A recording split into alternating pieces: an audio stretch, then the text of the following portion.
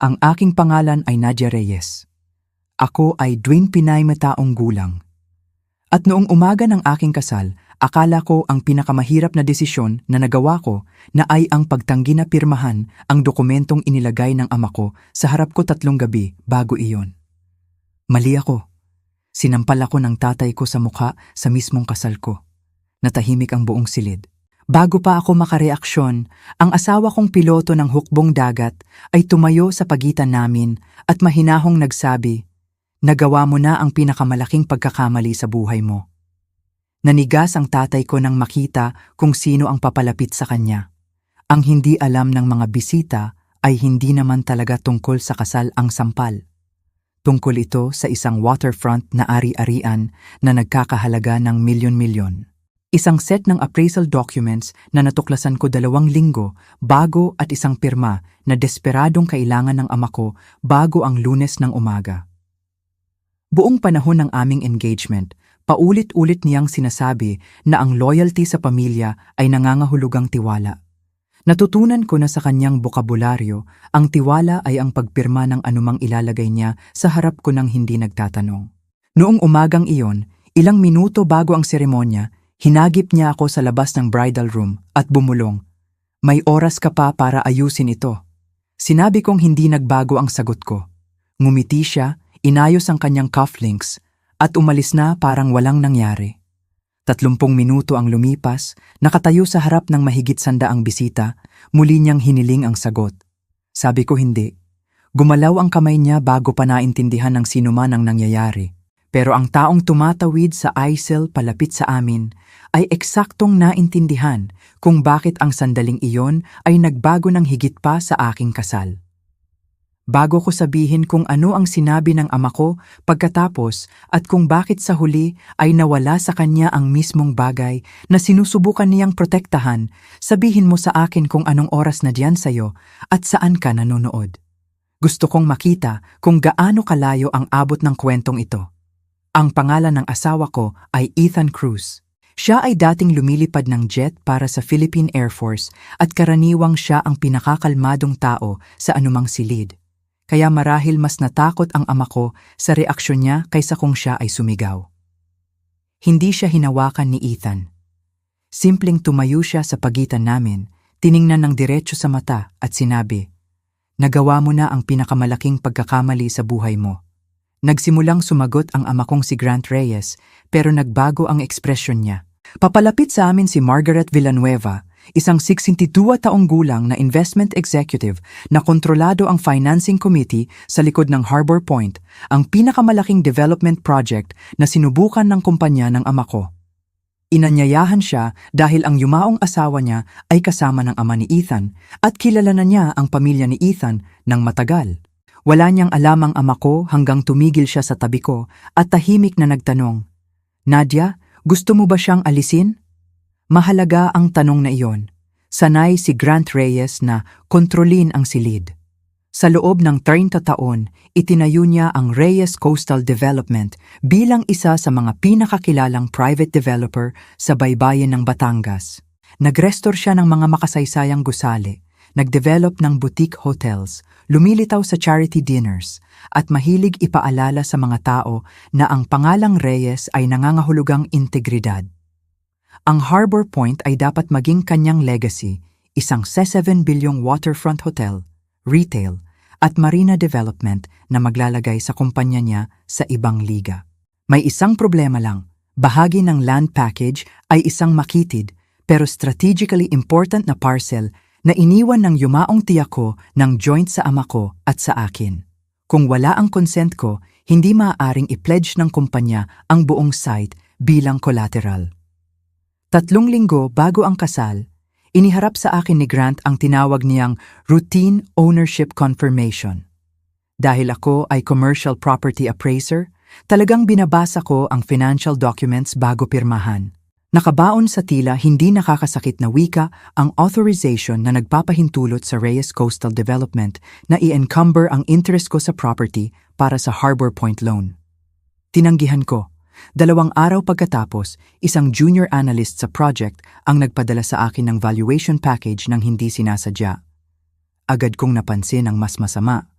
Ang appraisal ko mula 8 buwan na ang nakalipas ay nire-reference sa financing materials pero ilang risk notes ang nawala.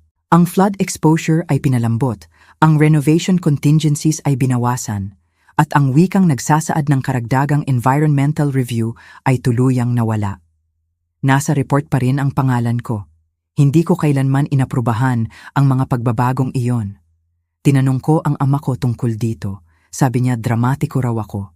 Pagkatapos ay sinabi niya na ang family businesses ay nabubuhay dahil alam ng mga miyembro ng pamilya kung kailan hindi dapat magtanong ng hindi kinakailangan. Iyon ang tunay na argumento sa ilalim ng kasal. Ang seremonya ay naging yugto lamang kung saan ito tuluyang sumabog.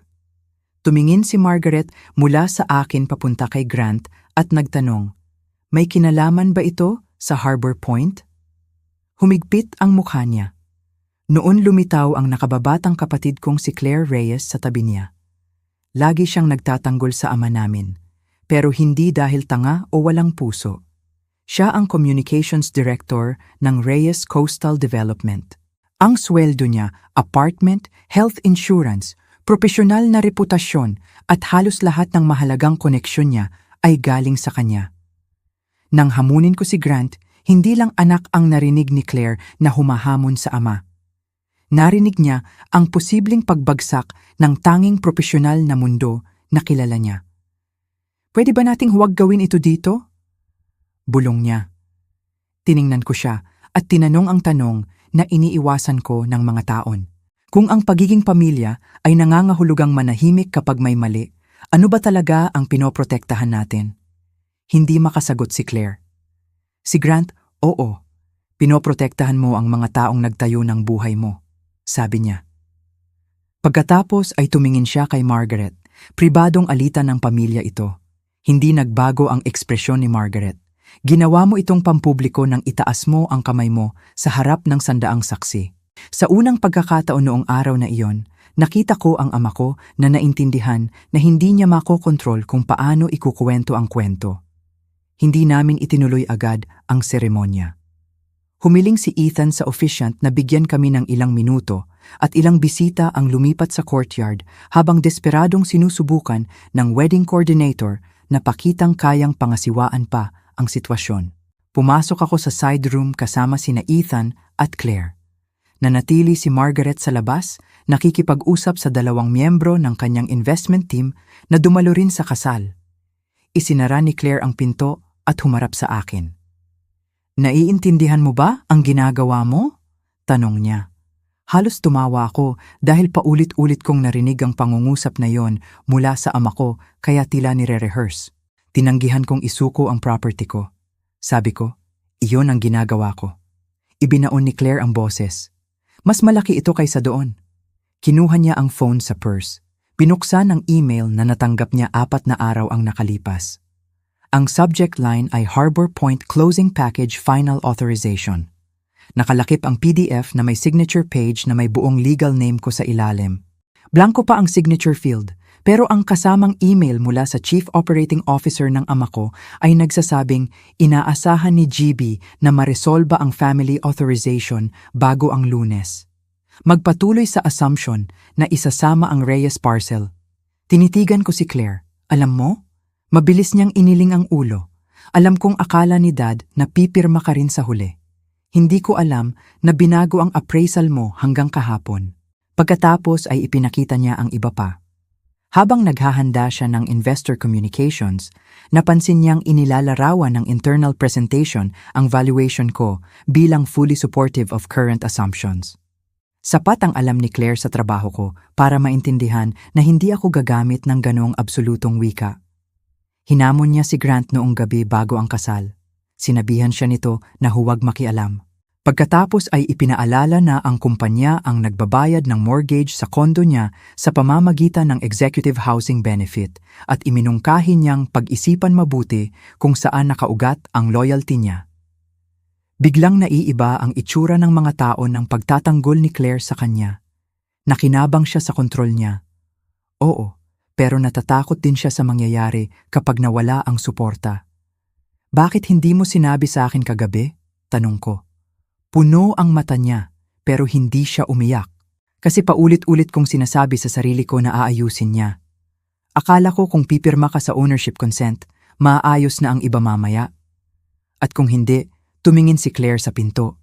Sa tingin ko plano niyang sabihin sa mga lenders na sumang-ayon ka na verbally.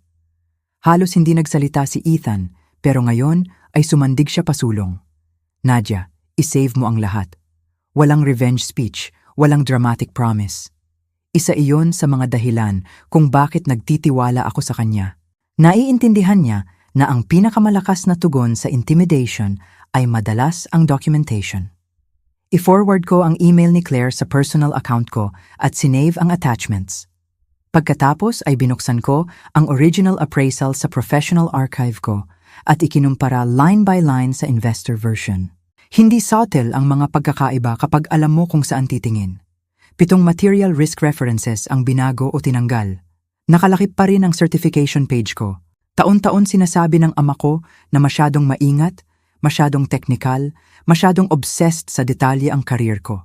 Ngayon, ang mga detalye iyon ang tanging bagay na humahadlang sa kanya at sa financing package na bahagyang nakabase sa mga claim na hindi ko kailanman inaprubahan.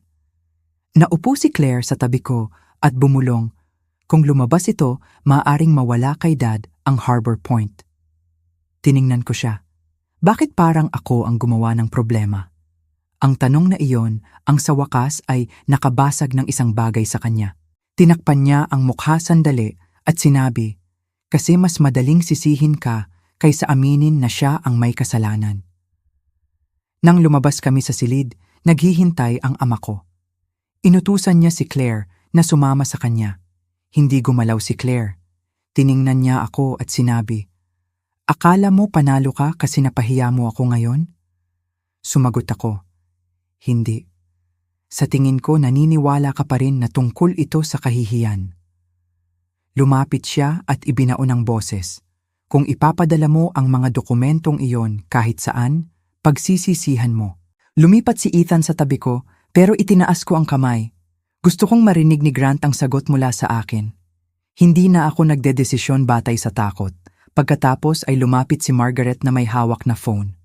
Grant, sabi niya, sinususpinde ng committee namin ang closing sa Lunes hanggang ma-verify namin ang appraisal package. Nanigas ang mukha niya. Dumating ang unang kahihinatnan bago pa man maputol ang wedding cake. Tuluyang na ituloy ang seremonya, pero mas maliit at mas tahimik. Ilang bisita ang umalis. Ang iba ay nanatili dahil mahinahong ipinaalala ng nanay ni Ethan na ang kasal ay sa amin, hindi sa gulo na nangyari sa paligid. Naaalala kong nakatayo sa tapat ni Ethan at naintindihan ang isang mahalagang bagay. Taon-taon ginagawa ng ama ko na umikot ang bawat mahalagang sandali sa pamilya sa kanyang approval. Pero hindi niya maaagaw ang sandaling ito sa akin maliban kung papayagan ko. Nagpalit kami ng vows. Pinirmahan namin ang marriage license. Umalis kami ng walang formal reception. Nang gabing iyon, nagsimula ng lumaban pabalik si Grant. Tinawagan ako ni Claire mula sa kotse at sinabing nakatanggap ang senior leadership ng kumpanya ng email na nagsasabing ang family dispute na kinasasangkutan ng dating project consultant ang nagdulot ng hindi kinakailangang kalituhan sa Harbor Point. Ang dating project consultant ay tumutukoy sa akin. Sinusubukan ni Grant na i-reframe ang issue bago pa masuri ng sinuman ang mga katotohanan.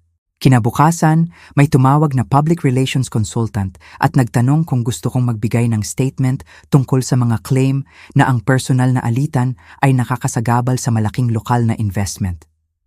Tinanggihan ko, hindi ko gagawing competing press releases ang kasal ko. Sa halip, nakipag-ugnayan ako sa professional firm kung saan ko ginawa ang original appraisal at inabisuhan ang compliance council nila na may tila binagong bersyon na umiikot na may certification ko. Ipinadala ko lang ang mga dokumentong may karapatan akong ibigay. Walang chismis, walang akusasyon, walang social media campaign. Sapat na ang mga katotohanan. Nang Lunes ng hapon, hiniling ng lender ang complete appraisal history. Martes, humiling ang Preservation Investment Fund ng independent review. Miyerkules, ipinagpaliban ng indefinite ang Harbor Point closing. Tinawagan ako ni Grant ng 11 beses. Sinagot ko ang 12. Nagawa mo na ang punto mo. Sabi niya, i-withdraw mo ang complaint. Hindi ito complaint. Verification request ito. Alam mo kung ano ang ibig kong sabihin? Sa totoo lang, hindi. Aling parte ang gusto mong i-withdraw ko? Ang original report, ang binagong report, o ang katotohanang hindi ko inauthorize ang mga pagbabago? May sandaling katahimikan. Mahusay ang ama ko kapag kontrolado niya ang bokabularyo. Mas hindi siya komportable kapag pinipilit siyang ilarawan ang aktwal na nangyari. Sinisira mo ang kumpanyang sumusuporta sa 43 empleyado, sabi niya. Nariyan ang pasaning gusto niyang pasanin ko. Kung maghihirap ang kumpanya dahil raw ako ang nagsalita, hindi dahil may nagmanipula ng propesyonal na dokumento. Karapat-dapat sa mga empleyadong iyon ang kumpanyang kayang makaligtas sa audit ang financing, sagot ko.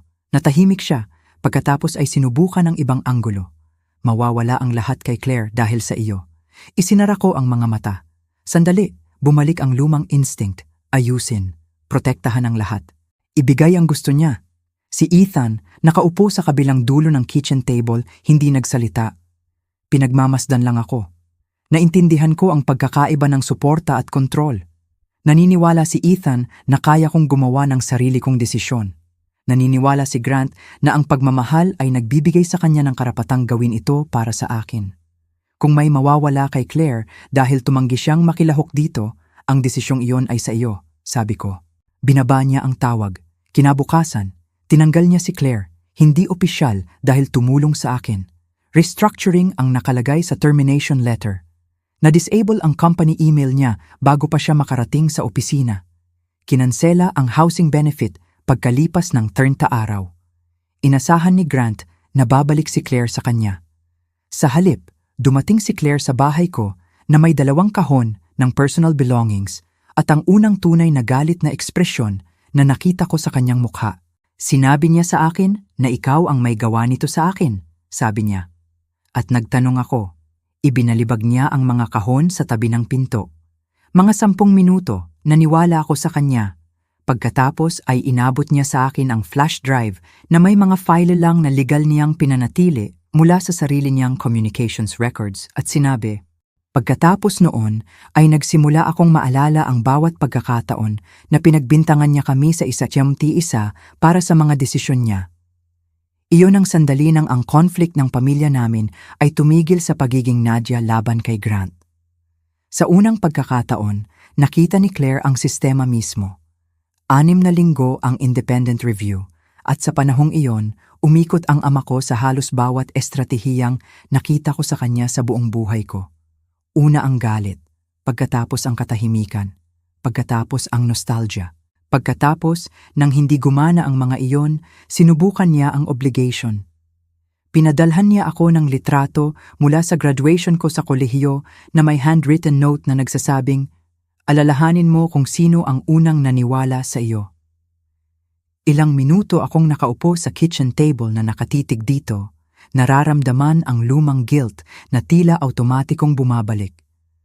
Bahagi ng tuition ko ang binayaran niya. Ipinakilala niya ako sa mga tao sa property industry. Hinikayat niya ako nang una akong interesado sa valuation. Totoo ang mga iyon. Pero may kasamang ibang alaala ang litrato. Sa graduation dinner, ipinakilala niya ako sa isa sa kanyang business partners na sinasabing may talento siya, pero sa huli ay mapapagtanto niya na ang tunay na oportunidad ay nasa family company. Kahit ang pride niya ay may ownership clause. Madalas na totoo ang suporta niya, pero sa daan, nagsimula niyang tratuhin ang bawat pabor bilang future claim sa pagsunod ko. Inilagay ko ang litrato sa drawer at hindi sumagot. Mas nahirapan si Claire kaysa sa akin. Ang pagkawala ng trabaho ang pumilit sa kanya na harapin kung gaano kalalim ang pagkakatali ng kanyang independence sa ama namin. Wala na ang sweldo. Natapos ang company health plan. Nag-expire ang executive housing benefit sa kondo niya, kaya kailangan niyang lumipat sa loob ng ilang linggo. Kahit ilang taong itinuturing niyang kaibigan, ay tumigil sa pagtawag dahil karamihan sa mga relasyong iyon ay nagsimula sa Reyes Coastal Development. Sa unang pagkakataon sa adult life niya, kailangan niyang magtaka kung iginagalang ba ang Claire Reyes o ang anak lang ni Grant Reyes. Umuupa siya ng one-bedroom apartment sa kabilang dako ng bayan at nagsimulang mag-apply ng trabaho nang hindi sinasabi sa ama namin. Unang linggo, 9 na rejection. Sa ikalawang linggo, nagsimula na siyang mag-alinlangan kung may natamo ba siya ng sarili. Isang gabi, dumating siya sa bahay ko na may takeout at inamin ang isang bagay na ikinagulat ko. Dati kong iniisip na selfish ka kasi nagtayo ka ng career sa labas ng pamilya, sabi niya. Ngayon, sa tingin ko galit ako kasi napatunayan mong posible ang umalis. Hindi ako agad sumagot. Taon-taon, naiinis ako kay Claire dahil nagtatanggol siya sa kanya. Akala ko pinipili niya ang panig niya dahil mas mahal niya ang comfort na ibinibigay niya kaysa sa akin. Ngayon naiintindihan ko na ang dependence ay maaaring baluktutin, ang loyalty hanggang ang takot ay magmukhang debosyon. Maaari ka pa ring magtayo ng bagay na sa iyo, sabi ko sa kanya. Kinabahan siyang tumawa. Sa edad na 31, lalo na sa 31, mas naayos ng usapang iyon ang samahan namin kaysa anumang sapilitang family dinner. Samantala, naging mas seryoso ang Harbor Point Review kaysa inaasahan ng ama ko. Ang binagong appraisal ay unang issue lang na natuklasan ng mga investigador. Ilang internal financial presentations ang naglarawan ng projected occupancy rates na tila halos garantisado. Binawasan ang construction contingencies nang hindi malinaw na idinodokumento ang assumptions. Mas agresibo ang presentation ng environmental review timelines kaysa rekomendasyon ng internal consultants. Hindi otomatikong nangangahulugan iyon ng fraud at tumanggi akong palakihin ang ipinapakita ng mga dokumento. Sapat na ang pinsala ng katotohanan. Iminumungkahi ng pattern na isang kumpanya kung saan unti-unting natutunan ng empleyado na delikado ang magdala ng masamang balita kay Grant habang ginagantimpalaan ang pagdadala ng optimistic numbers. Hindi isang pekeng dokumento na ginawa ng isang kontrabida sa madilim na silid ang problema. Isang kultura itong itinayo sa paligid ng isang makapangyarihang tao na naging lalong mahirap hamunin. Napagpasyahan ng investment committee na labis ang unilateral control ni Grant sa disclosures at kulang ang independent review procedures ng Reyes Coastal Development para sa project na kasing laki ng Harbor Point. Iniharap ng fund ni Margaret ang pagpipilian sa kumpanya, tanggapin ang restructuring at independent financial oversight o mawala ng tuluyan ang financing. Tinanggihan ni Grant ang unang proposal sa loob ng ilang oras. Sinabi niya sa board na magmumukha siyang mahina sa sarili niyang kumpanya kung may outside oversight. Mas mabilis ang mga kahihinatnan kaysa inaasahan ng sinuman. 2 matagal ng direktor ang nagbitiw sa halip na aprubahan ang patuloy na financing ng walang mas malakas na controls. Isang regional lender ang nagpahinto ng isa pang Reyes Coastal Development Project na walang kinalaman sa Harbor Point. Isang hotel operator na nakikipag-negotiate ng management agreement ang nagsuspinde ng usapan. Isang contractor ang humiling ng revised payment assurances bago magpatuloy sa preliminary work. 30 taon na ginagawa ni Grant ang reputasyong sapat na malakas para magbukas ng mga pinto. Ngayon, ang mismong reputasyon ay nagiging marupok dahil masyadong umaasa ito sa paniniwala ng lahat na hindi siya kailanman nagkakamali. Pagkatapos ay dumating ang board meeting. Dahil may ownership ako sa bahagi ng waterfront parcel, inanyayahan ako ng kumpanya sa bahaging tungkol sa land control at financing authorization. Unang instinct ko ay tumanggi. Wala akong interes na panoorin ang pagpapahiya sa ama ko. Ayaw kong maging isa pang anyo ng dependency, ang revenge, kung saan umiikot pa rin ang mood ko kung panalo o talo si Grant. Binago ni Ethan ang isip ko sa isang tanong. Pupunta ka ba dahil gusto mong panoorin siyang matalo o dahil gusto mong kontrolin ang mangyayari sa property mo? Agad kong alam ang sagot. Pumunta ako para sa sarili ko. Naganap ang meeting sa glass conference room na nakaharap sa Manila Bay. Huling pumasok si Grant, suot ang parehong dark suit na ginagamit niya sa malalaking investor meetings. Mukhang pagod, pero dala ang kilos ng taong naghahandang bawiin ang teritoryo. Halos hindi niya ako kinilala. Iniharap ni Margaret ang restructuring terms ng walang drama. Maaari pa ring magpatuloy ang Harbor Point pero kailangang mag-step down si Grant bilang project executive. Isang outside chief restructuring officer ang mamamahala sa financing disclosures at lender communications. Magkakaroon ng bagong compliance committee na susuri sa material investor documents. Anumang valuation na may outside professional certification ay mangangailangan ng written verification bago i-circulate, at anumang use, transfer o encumbrance ng Reyes parcel ay mangangailangan ng documented approval mula sa bawat legal owner. Tinitigan ng ama ko ang huling kondisyon. Hiningi niya yan, sabi niya. Tinuturo ako. Iniling ni Margaret ang ulo. Hindi, property law ang humingi niyan. Idinagdag ng isa sa mga direktor, at sa totoo lang, Grant, hindi namin dapat inoperate sa assumption na automatic consent ang family ownership. Humigpit ang panga niya. Pagkatapos ay humarap siya sa board at ginamit ang argumentong alam kong darating. Ibinibigay ninyo ang kumpanya ko sa mga tagalabas dahil naging emosyonal ang anak ko pagkatapos ng family disagreement. Buwan ang nakalipas, ang pangungusap na iyon ay magpapagduda sa akin sa sarili. Ngayon, binuksan ko ang folder, kinuha ang original appraisal at ang investor version, at inilagay ng magkatabi. Ipakita ninyo kung saan binago ng emosyon ang mga numerong ito, sabi ko. Natahimik ang silid, ipakita ninyo kung saan tinanggal ng emosyon ang 7 risk references. Ipakita ninyo kung saan binago ng emosyon ang environmental language. Ipakita ninyo kung saan ikinabit ng emosyon ang certification ko sa wording na hindi ko inaprubahan. Hindi sumagot si Grant. Patuloy akong nagsalita ng mahinahon. Kung tama ang report, ipagtanggol ninyo.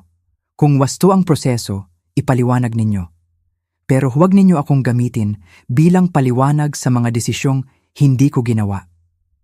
Sa unang pagkakataon sa buhay ko, tumingin ang ama ko sa silid na naghihintay nang may magliligtas sa kanya sa pamamagitan ng katahimikan. Wala. Bumoto ang board. Nanatiling CEO si Grant ng kumpanyang itinatag niya, pero nawala ang direct operational control sa Harbor Point. Kinailangan niyang tanggapin ang outside financial oversight, revised governance procedures, at formal limitations sa unilateral project decisions. Hindi ito bankruptcy. Hindi ito pampublikong pagkasira. Mas mahirap ito para sa kanya ng personal, accountability. Ang project na itinuring niyang patunay na walang makakahamon sa kanya ay mabubuhay na ngayon dahil sa wakas ay maaari ng hamunin. Nang matapos ang meeting, naghintay si Grant hanggang umalis ang lahat. Masaya ka na ba ngayon? Tanong niya sa akin. Mas tahimik ang boses kaysa karaniwan. Tiningnan ko siya at naintindihan na isa na naman itong bitag. Kung oo ang sagot, magiging vindictive daughter ako na gusto niya. Kung hindi, maaari niyang kunwaring hindi kinakailangan ang mga kahihinatnan. Hindi ito kailanman tungkol sa pagpapasaya sa akin. Sabi ko, tungkol ito sa pagpapahalaga sa mga katotohanan. Kinuha ko ang mga dokumento at lumabas. Sa unang pagkakataon, hindi ko naramdamang natalo ko ang ama ko. Naramdaman kong sa wakas ay tumigil na akong lumaban sa kanyang mga termino. 2 buwan ang lumipas, hiniling ni Claire na magkita kami sa maliit na bakery malapit sa marina. Sa lumang bersyon ng samahan namin, ang meeting na ganoon ay nangangahulugan ng isa pang pakiusap na patawarin si Dad, panatilihin ang kapayapaan, o alalahanin na mas mahalaga ang pamilya kaysa pride. Sa pagkakataong ito, dumating siya na may job offer. Isang regional architectural firm ang kumuha sa kanya para mamuno sa client communications. Medyo mas mababa ang sweldo kaysa sa Reyes Coastal Development at mas masaya siya kaysa nakita ko sa kanya ng mga taon. Walang nakakakilala kay Dad doon, sabi niya. Alam mo ba kung gaano kakaiba ang pakiramdam? Ngumiti ako. Nakakatakot, kamangha-mangha. Pagkatapos ay nagbago ang ekspresyon niya. Kinontak siya ni Grant kagabi. Gusto niyang dumalo kaming dalawa sa family dinner. Ayon kay Claire, handa na siyang ilagay ang kasal sa likuran. Halos hinangaan ko ang pagkakabuo ng mga salita. Inilalarawan pa rin niya ang reconciliation bilang bagay na ibinibigay niya. Pupunta ka ba? Tanong niya. Hindi kung ang paglalagay sa likuran ay nangangahulugang pagkukunwaring hindi ito nangyari. Dahan-dahang tumango si Claire. Iyon din ang sinabi ko sa kanya. Tinitigan ko siya dahil 6 na buwan ang nakalipas. Magmamakaawa siya sa akin na magkompromiso. Tumingin siya sa kape. Sa wakas naiintindihan ko kung bakit paulit-ulit mong tinatanong kung ano ang pinoprotektahan natin. Akala ko ang pagprotekta sa pamilya ay ang pagpigil sa conflict. Pero ang ginagawa lang namin ay protektahan si Dad sa mga kahihinatnan. Ang pagkakaibang iyon ang naging tunay na turning point ng kwento. Nawala kay Grant ang control sa Harbor Point pero hindi ako naramdamang triumphant sa paghihirap niya. Mukhang satisfying ang revenge noong galit ako. Iba ang accountability. Ang revenge ay mangangailangan sa akin na ayusin ang buhay ko sa paligid ng pananakit sa kanya. Ang accountability ay nangangailangan lang na tumigil akong protektahan siya sa mga resulta ng sarili niyang desisyon. Tinanong ni Claire kung napupuot ba ako sa kanya. Naisip ko muna bago sumagot. Hindi. Napupuot ako sa ginawa niya. Napupuot ako kung gaano katagal akong naniwala na ang approval niya ang nagtatakda kung mabuti akong anak, pero ang panghabambuhay na pagkapuot ay magbibigay pa rin sa kanya ng sobrang kontrol sa akin. Ilang linggo ang lumipas, nakatanggap ako ng liham mula kay Grant. Walang litrato, walang guilt, walang banta. Ang unang pangungusap ay nagsasabing, 4 na beses kong isinulat muli ang liham na ito dahil ang bawat bersyon ay nagsisimula sa paliwanag. Nahuli nito ang atensyon ko. Inamin niya na itinuring niya ang ownership stake ko bilang bagay na karapatan niya dahil dating pag-aari ng kapatid niya ang property. Inamin niya na pinilit niya ang staff na gawing mas madaling i-finance ang Harbor Point kaysa sa totoo. Inamin niya na hindi maipagtatanggol ang pagsampal sa akin sa kasal.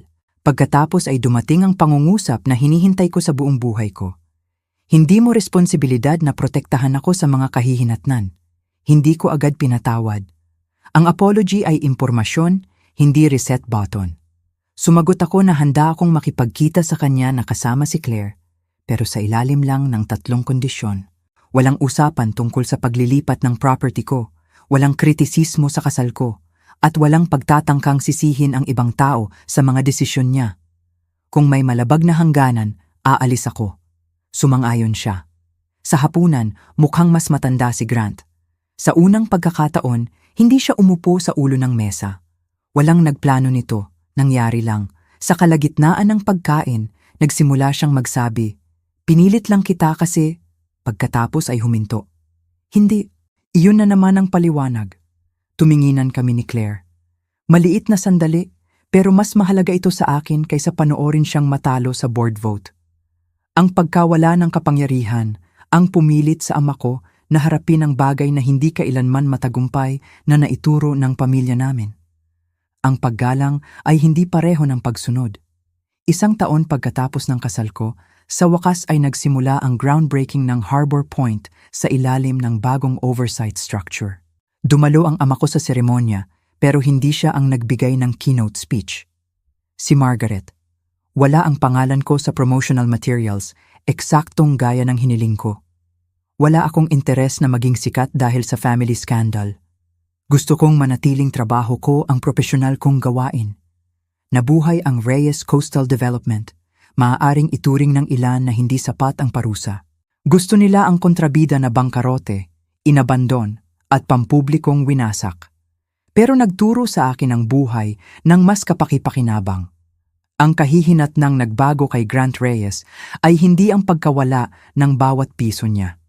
Ang pagkawala ng unquestioned authority na pinaniniwalaan niyang nakuha niya mula sa pera, pagiging magulang, at reputasyon. Maaari na siyang hamunin ng board. Maaaring i-verify siya ng investors. Kaya nang suportahan ni Claire ang sarili nang wala siya. Kaya kong magsabi ng hindi at magtayo pa rin ng mabuting buhay. Para sa taong dekada nang nalilito ang kontrol sa paggalang, malaki ang mga pagbabagong iyon. Patuloy na lumilipad si Ethan sa Air Force. At naging mas matibay ang kasal namin, hindi dahil iniligtas niya ako sa altar, kundi dahil hindi niya sinubukang palitan ang ama ko bilang taong gumagawa ng desisyon para sa akin. Mahalaga ang pagkakaibang iyon. Nang tumayo siya sa pagitan namin sa kasal, ang pinakamalaking gawa ng proteksyon niya ay hindi ang pagbabanta kay Grant. ang paglikha ng sapat na espasyo para ako ang magdesisyon kung ano ang susunod. Nagtayo si Claire ng career ng lubos sa labas ng Reyes Company at sa huli ay sinabi sa akin na ang pagkatanggal ay isa sa mga pinakakatakot at pinaka-edukasyonal na karanasan sa buhay niya. Nagturo ito sa kanya ng financial independence, propesyonal na kumpiyansa at kahalagahan ng paghihiwalay ng utang na loob sa obligasyon. Komplikado pa rin ang relasyon ko sa ama ko. Nag-uusap kami. Paminsan-minsan ay may hapunan. May mga sandali pa rin na lumilitaw ang lumang instinct niya. At kapag nangyari iyon, hindi na ako nakikipagtalo ng oras-oras para kumbinsihin siya na makatwiran ang hangganan ko. Simpleng ipinapatupad ko lang. Isa ito sa pinakamahalagang aral na natutunan ko. Ang hangganan ay hindi argumentong kailangang panalo. Mga desisyon ang mga ito tungkol sa kung saan ka makikilahok. Sa pagbabalik tanaw, ang sampal sa kasal ko ay hindi ang sandali ng sinira ng ama ko ang pamilya namin. Ito ang sandali ng naging nakikita ng lahat, ang pribadong mga tuntuning na mamahala sa pamilya namin. Taon-taon, inangkop namin ni Claire ang mga tuntuning iyon nang hindi pinangalanan. Panatilihing masaya siya, iwasan ang pagpapahiya sa kanya, tanggapin ang tulong at alalahanin ang utang, protektahan ang reputasyon niya. Tanungin ang sarili bago tanungin siya. Nang mailantad ang mga tuntunin, sa wakas ay makakapagdesisyon kami kung gusto pa naming mamuhay ayon dito. Ayaw namin. Kung may isang aral na sana ay makuha ng mga tao sa kwento ko, ito ay hindi lang sa classroom nangyayari ang edukasyon at hindi limitado ang kaalaman sa degree o propesyonal na kasanayan. Ang ilan sa pinakamahalagang kaalaman na nabubuo natin ay ang pag-aaral kung paano gumagana ang malusog na relasyon, kung paano kilalanin ang manipulasyon, kung paano basahin ang pinipirmahan, kung paano protektahan ang financial independence, kung paano malinaw na iparating ang hangganan, at kung paano makilala ang pagmamahal sa kontrol. Maaaring makahulugan ang loyalty sa pamilya, pero ang loyalty ng walang accountability ay nagiging permiso. Makapangyarihan ang kapatawaran, pero ang kapatawaran ng walang pagbabago ay nagiging pag-uulit. At ang pagtayo para sa sarili ay hindi nangangailangan ng pagsira sa ibang tao. Minsan, ang pinakamalakas na tugon ay mas tahimik. Idokumento ang katotohanan. Tanggihan ang maling pagpipilian.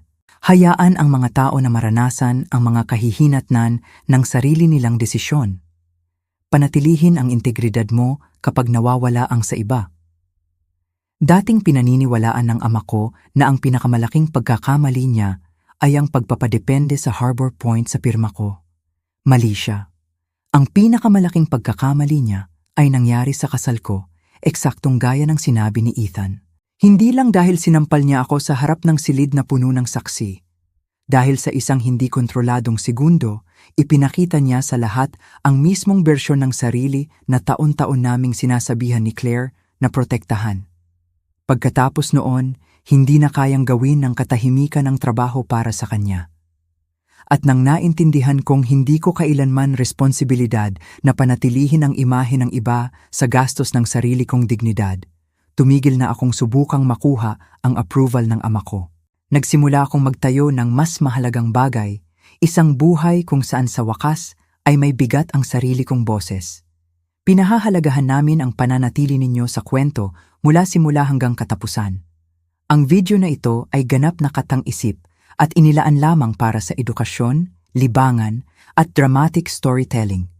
Sana ay paalalahanan nito kayo na may mga taong nauunawaan lang ang halaga ninyo kapag hindi na nila matanggap ang mga benepisyo nito.